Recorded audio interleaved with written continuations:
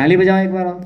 चलो जी, आप जानते हैं मणिबंध समय है अभी, जब हो जाए तो बता दीजिएगा, क्योंकि ये तो हमारा ना ये 2 दिन चलता है ऐसे लगातार 2 दिन चलता है, ख़त्म ही नहीं होगा ये।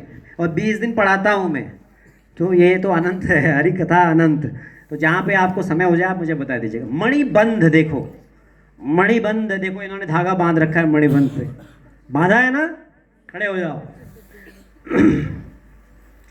मणिबंध से जो है कहानी शुरू होती है बंद करने की। मणि शब्द आता है हमारे शरीर के उन हिस्सों के लिए जो बड़े ही सेंसिटिव होते हैं, सेक्सुअली जो बहुत ही सेंसिटिव एरियाज, उस पर बंध लगाना। तो जब हम गुरु पूर्णिमा पर गुरु जी के पास जाते हैं तो कहते हैं गुरु जी कलावा बांध दो। वो क्या बोलते हैं, ये न बद्धो बलि राजा दानवेद्रो महाबल तेन प्रतिहत कक्षामी रक्षति माचल माचल। नहीं, बहनें भाई को रक्षा सूत्र यही बांधती हैं। रक्षा, रक्षा किस चीज से, कुविचार से।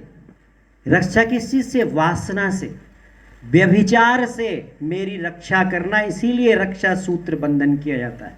यदि आप गौर से देखो तो ये मर्म जो है, कहाँ से एक वर्चुअल लाइन ड्रॉ करते हैं हम, यहाँ से दोनों सीधे खड़े हो, कहाँ से जा रहा है, जेनाइटल एरिया से जा रहा है कि नहीं जा रहा है, बंद।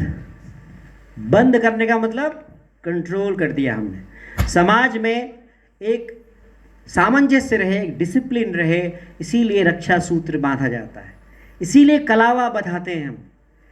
चूड़ियाँ इसीलिए, बैंगल्स इसीलिए पहना जाता है, कड़ा इसीलिए पहना जाता है। ये सब लॉजिकल है, इलॉजिकल तो नहीं है ना। समझ में आई बात।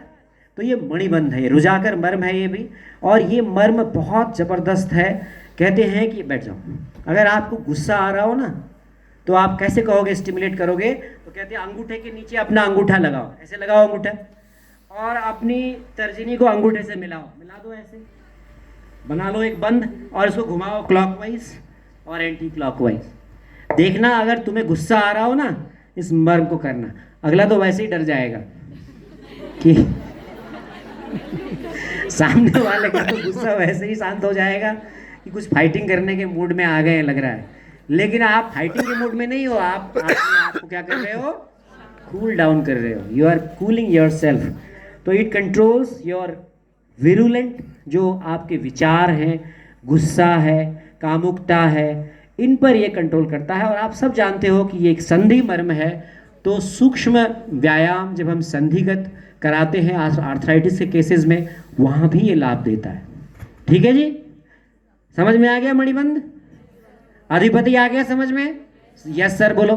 सीमंत आ गया, विधुर, शंख, अपांग, स्थपनी, श्रृंगाटक, फणा, अंश, अंश फलक, बृहति, पार्श्वसंधि, नितम, कुकुंदर, कटिक तरुण, तल हृदय, कूर्च, कूर्च सिर, मणिबंध। क्या बात है, ताली बजाओ अपने लिए।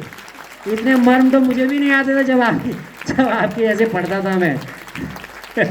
चलिए बहुत बढ़िया, तो मणिबंध भी हो गया। अब एक मर्म रह गया, इसका नाम है क्षिप्र। क्या नाम है? उज्जैन में कौन सी नदी है? क्षिप्रा। तो बोलते हैं आयुर्वेद तो बड़ी धीमी गति से काम करता है, तो फिर मर्म का नाम क्षिप्र क्यों दिया गया? क्षिप्र का अर्थ जानते हो क्या होता है?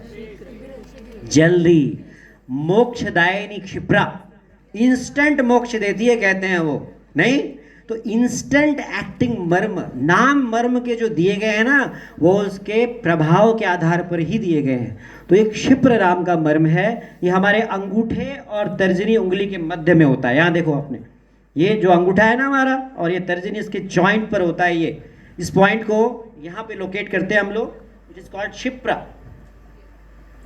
ठीक है, कैसे करेंगे इसको स्टिमुलेट? तो अपने अंगूठे को देखो, अपने अंगूठे को ऐसे, अपना पहला इधर वाला अंगूठा ऐसे लगाओ वेब पे, और इसको ऐसे फिट करो यहाँ पे, इस जॉइंट पे करो करो करो, इस पे ऐसे करा आपने। अब नीचे से ऊपर दबाना, ऐसे नीचे से ऊपर, ऐसे down to up, down to up. Yes, देख लो, ये देखो, ये देखो, दिख रहा है आपको? दिख रहा है? पॉइंट है ना वो, स्नायु मर्म है। ये कहते हैं थायराइड की प्रॉब्लम जिनको है, इंडोक्राइन डिसऑर्डर्स है, फ्रोजन शोल्डर के लिए बहुत इंपॉर्टेंट पॉइंट है। सेरेब्रल पाल्सी, देखो मर्म जो है ना, ये वैल्यू एडिशन है आपके ट्रीटमेंट में। आप अगर पंचकर्म करते हो, आप अगर कुछ और काय चिकित्सा समन चिकित्सा देते हो, यदि आपने मर्म सीख लिया ना, तो आपके ट्रीटमेंट में ये वैल्यू एडिशन करता है। ठीक है जी। तो एक क्षिप्र मर्म है। पैर में भी होता है, मजे की बात ये है, क्षिप्र मर्म ठीक ऐसी जगह पे जहाँ पे हमारे ब्रह्मचारी लोग ना खड़ाऊ पहनते हैं। खड़ाऊ पहनते हैं ना, चप्पल पहनते हो तो आपका एक पॉइंट दबता होगा, देखा आपने, वो क्षिप्र है। अगर उस मर्म को दबाए रखोगे ना तो प्रभाव अलग है। कहते हैं ये ब्रह्मचर्य और हमारी जो सेक्सुअल एराउजल है उसको कंट्रोल करता है। इसीलिए ब्रह्मचारी लोग जो है वो क्षिप्र मर्म को दबा के रखते हैं।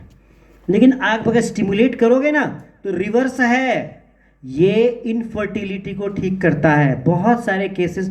और आपको बड़े मजे की बात बताऊं, इसी पॉइंट पर जो है विद कर्म करते हैं, अग्नि कर्म करते हैं, और साथ साथ में ये रीनल स्टोन्स का सीधा प्रभाव जो है, पैर का जो क्षिप्र है उसका प्रभाव हमारे सीधे यूरेटर तक आता है। ठीक है जी। तो ये ब्लैडर में अगर मान लो हमारे यूरेटर में कहीं पर स्टोन फंसा हुआ है, उसको इमीडिएटली ये निकाल देता है, पैर का क्षिप्र मर्म।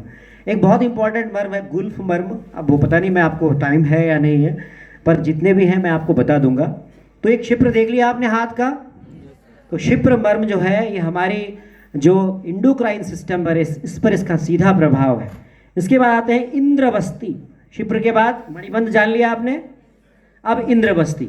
तो इंद्रवस्ती के बारे में कहते हैं कुरपर संधि है ये हमारा। क्या है ये? कुरपर संधि। कुरपर संधि से महर्षि सुश्रुत ने कहा है कि कुरपर और मणिबंध के मध्य में लो। तो अगर आप नापोगे ना तो 4, 4, 8, 4, 12, 4, 16 अंगुल आता है। देखो नाप के, कुरपर संधि और मणिबंध संधि के बीच की डिस्टेंस नापो, 16 अंगुल आता है। तो सुश्रुत के अनुसार ये मध्य में लेना चाहिए, ऐसा सुश्रुत ने बताया है। पर हमने मर्म स्थानों को उनसे दाएं बाएं लिया है थोड़ा सा।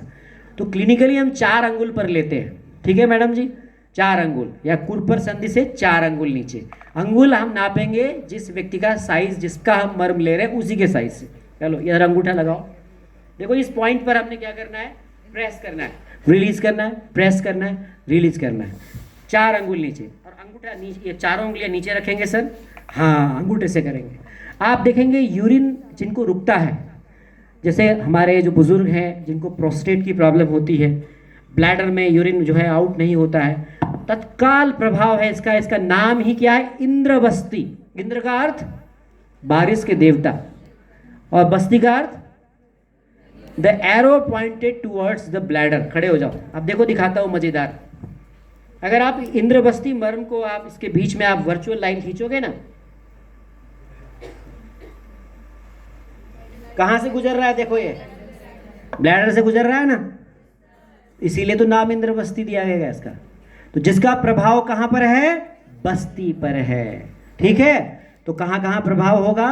बस्ती से संबंधित, ब्लैडर से रिलेटेड प्रॉब्लम्स, यूरिनोजेनाइटल एरिया से रिलेटेड प्रॉब्लम्स।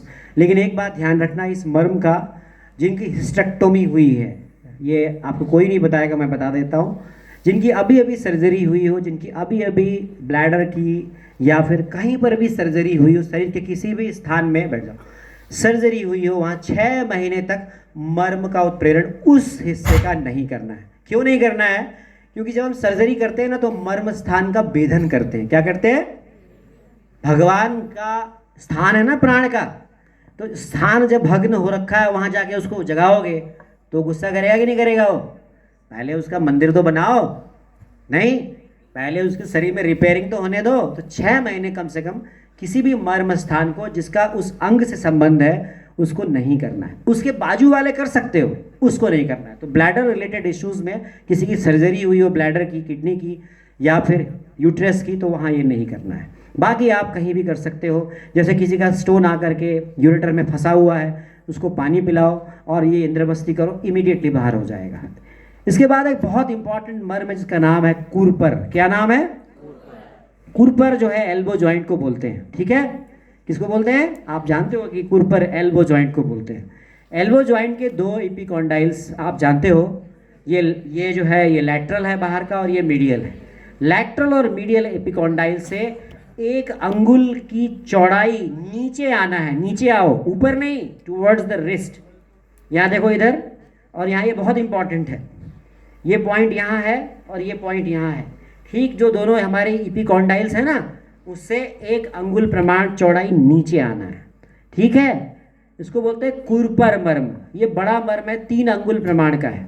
जैसे मैंने आपको सीमंत 4 अंगुल बताया, नहीं, अधिपति अर्ध अंगुल बताया, विधुर अर्ध अंगुल बताया, शंख अर्ध अंगुल, छोटे साइज हैं इनके अपने। ये एनाटॉमिकली ये साइज है और ये वहाँ पर लोकेटेड रहते हैं उस स्थान में। ये कुरपर नाम का मर्म है। इसको कैसे करते हैं, देखो सिंपल है। इस दोनों अंगूठे को यहाँ लगाओ और तर्जनी यहाँ लगाओ, प्रेस करो। दर्द हो रहा है? एकदम से ये एकदम इमीडिएटली काम करता है मेटाबॉलिक डिसऑर्डर्स में। कहाँ काम करता है? मेटाबॉलिक डिसऑर्डर्स कौन कौन है? Hypertension, diabetes, obesity. लिख लो आप दिमाग में, तीनों बीमारियां जो हैं वो मेटाबॉलिक डिसऑर्डर से। खड़े हो जाओ। अब देखो इसका जो लोकेशन देखो आप, यहाँ से हम वर्चुअल लाइन ड्रॉ करते हैं तो कहाँ जा रहा है? देखो, लिवर, स्प्लीन, गाल ब्लैडर जा रहा है कि नहीं जा रहा है? हमारे शरीर में मेटाबॉलिक एक्टिविटीज़ के लिए ये ऑर्गन रिस्पॉन्सिबल है कि नहीं है? तो इस मर्म स्थान को स्टिमुलेट करके आप हाइपरटेंशन, आप शरीर में लिपिड प्रोफाइल का डिसऑर्गेनाइज होना, ओबेसिटी, इन सब पर आप लाभ पा दे सकते हो। और क्षिप्र, कुरपर, आणी, ऊर्वी और अंश, ये 4 मर्म हैं। ये मर्म फ्रोजन शोल्डर में इमीडिएट इफेक्ट करते हैं। अगर कोई मरीज होगा तो मैं दिखा दूंगा आपको, पहले लोकेट कर रहा हूँ। तो क्षिप्र हो गया, कुरपर हो गया, ठीक है, समझ में आया? कुरपर, रावण की जो नाड़ी तंत्र की किताब है उसमें लिखा है कि जब भी वैद्य नाड़ी परीक्षा करे तो कहते हैं स्वेन रोग धृति कुरपर भाग भाजा पीड़याथ दक्षिण करांगुलिका त्रयणम अंगुष्ठ मूल अधिपश्चिम भाग मध्यम नाड़ी प्रवंजन गति सततम परीक्षेत। एक्यूप्रेशर में या चाइनीज सिस्टम में किसी को हार्ट की प्रॉब्लम हो ना तो इस हिस्से को थंब करते हैं वो लोग।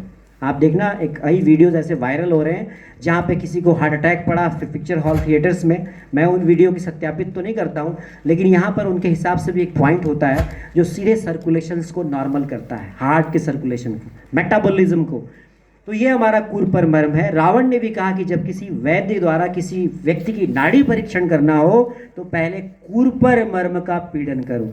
किसी वैद्य को नाड़ी परीक्षा करने से पहले कुरपर मर्म का पीड़न करते हुए देखा आपने?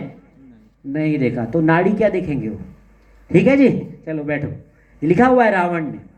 आगे चलिए, इसके बाद जो है 2 मर्म है बहुत इंपॉर्टेंट। नाम भी देखो, ऐसा लगता है जैसे बहने हो ये। एक का नाम है आणी और दूसरे का नाम है ऊर्वी। तो आणी जो है ये कुरपर संधि से 4 अंगुल ऊपर होती है। अपने अपने कुरपर संधि से नाप लो और 4 अंगुल ऊपर लगाओ मध्य में। इसका नाम है आणी और इसी की बहन है ऊर्वी, इससे 4 अंगुल ऊपर, जिसे बावी भी कहते हैं। अपर एक्सट्रीमिटी में इसी का नाम बावी भी है। ये दोनों ही मर्म हमारे लंग्स कैपेसिटी को या फिर हम ऑक्सीजन सैचुरेशन को बढ़ाने में प्राणवह स्रोत से संबंधित, चूंकि इसके वर्चुअल लाइन ड्रॉ करोगे ना तो लंग्स के हिस्से में जा रही है। तो ये हमारी ऊर्वी और आणी मर्म है। ये बहुत इंपॉर्टेंट है, इसका प्राणवह स्रोत पर इसका सीधा प्रभाव होता है। कोविड के समय में हम लोगों ने जिनके ऑक्सीजन सैचुरेशन कम हो रहा था उनको ये ऊर्वी, आणी, क्षिप्र और तल हृदय कराया, बहुत लाभ मिला। कोई पेशेंट यहाँ पे होता तो मैं दिखाता, शायद नहीं है, पर आप लोग ध्यान रखिएगा। ये 4 मर्म याद कर लीजिए। किसी को भी फ्रोजन शोल्डर हो, कंधा ऊपर नहीं जा रहा हो ऐसे हाथ ना, तो स्टार्ट करेंगे क्षिप्र से। लिख लो आप, क्षिप्र। इसका एक फार्मूला बनाया मैंने, KKAUA, ऐसा याद करो, क्षिप्र, ठीक है। 15 से 18 बार क्षिप्र करो, 15 से 18 बार कुरपर करो, 15 से 18 बार आणी करो। दोनों तरफ का ध्यान रखना, एक तरफ का करोगे दूसरा छोड़ दोगे, नाराज हो जाएगा दूसरा मर्म। तो पहले फीमेल है तो लेफ्ट फिर राइट, पहले क्षिप्र लेफ्ट फिर राइट। अगर मेल है तो पहले राइट फिर लेफ्ट। तो क्षिप्र किया, कुरपर किया, आणी किया, ऊर्वी किया और अंश किया। एक बार में 15 से 18 बार करो। वो व्यक्ति कितना भी पुराना फ्रोजन शोल्डर का पेशेंट हो वो हाथ ऊपर ले जाएगा। करेंगे आप ये? घर पे जाके कोई पेशेंट मिलेगा और अगर आप उसको इंस्टेंट रिलीफ देंगे तो वो आपका मुरीद होगा कि नहीं होगा? कहेगा डॉक्टर साहब के पास तो कोई सिद्धि है, जबकि आपके पास कोई सिद्धि नहीं है। आपके पास क्या है? मर्म स्थान की जानकारी है। समझ में आई बात? तो क्षिप्र समझ में आ गया, अपने अपने लोकेशन समझ में आ गई अपने अपने हाथों में। नहीं आई तो पूछो, पीछे आ गया, कहाँ है दिखाओ क्षिप्र, हाथ में दिखाओ। हाँ वेरी नाइस। कूर्पर दिखाओ, हमारी इपिकॉन्डाइल से 1 अंगुल प्रमाण की नीचे टुवर्ड्स रिस्ट, आणी यहाँ से 4 अंगुल ऊपर और इससे 4 अंगुल ऊपर उर्वी। चलो समय है तो लोअर एक्सट्रीमिटी भी बता दूं। तो यहाँ पे छोटा सा एक टेबल चाहिए होगा मुझे, क्योंकि लिटाना पड़ेगा इनको। चलो देखते हैं, अगर है तो सही है, नहीं तो फिर देखते हैं। अगर एक टेबल मिलता तो इनको लिटा देते। तो मैं बेसिकली, हाँ